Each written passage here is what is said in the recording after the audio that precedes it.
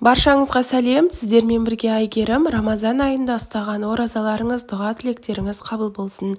Бүгін сіздерге өте дәмді, қазіргі кезде трендте хит болып жатқан финики шоколадияның рецептімен бөлісетін боламын. Видеоны өткізбей, соңына дейін мұқият қараңыздар.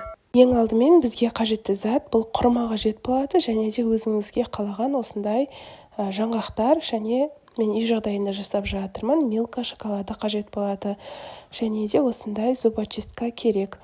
Бұл жерде құрманың неше түрлісі болады. Королевский құрмадан жасайтын болсаңыздар өте керемет, етті әрі жұмсақ болады. Бұл королевский ұқсайды, бірақ сәл көлемі кішірек, аты тунис деп аталады. Базарларда, магазиндерде сатады. Кәдімгі коробкадан алатын болсаңыздар, кішкентай барлық жерде сататынша, онымен дұрыс шықпайды, өйткені ол қатты езіліп кетеді.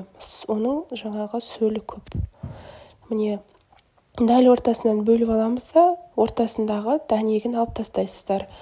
Және де қатты бөліп жүрмейсіздер, жай пышақтың көмегімен бөліп ортасындағын алып тастайсыздар. Арасына көріп тұрғандарыңыздай грек жаңғағы және де осындай миндаль жаңғағын да қостым. Өз қалауыңыз бойынша мен араластырып жасадым. Грек жаңғағымен де, миндаль жаңғағымен де өте дәмді болып шығады. Міне осылай кіргіземіз. Зубочистканың 2 данасын қолдандым, жаңа шоколадқа түсіп кетпеу үшін. Енді шоколадымызды ертіп аламыз. Осындай көп құрмаға бір дана шоколад жетеді. Шоколадымызды су моншасында ертіп аламыз. Ыстық суымызды қыздырып аламыз, немесе осылай. Сөйтіп соның үстіне қойып қоямыз. Шоколадқа мүлдем су тиіп кетпеу керек. Су тиіп кетсе, шоколадыңыз дұрыс болмай қалады. Міне, су тимеген шоколад осындай әдемі болып шығады. Қою, милка шоколадын алсаңыздар, қою болып шығады. Яғни молочный шоколадтар жарайды. Егер сіз тапсырысқа жасайтын болсаңыз, мысалы, королевский құрманы пайдаланасыз, грек жаңғағын пайдаланасыз, және де оригинал шоколад бар, калебаут деп аталатын, сондай шоколадпен жасағаныңыз дұрыс. Яғни олар килограммен, пачкамен сатылады. Ал бұл үй жағдайында осылай жасаңыз, дәмі тура сол оригинал шоколадтан аумайды, дәмі күшті, осы милка шоколады, яғни молочный шоколадпен дәмі керемет болып шығады.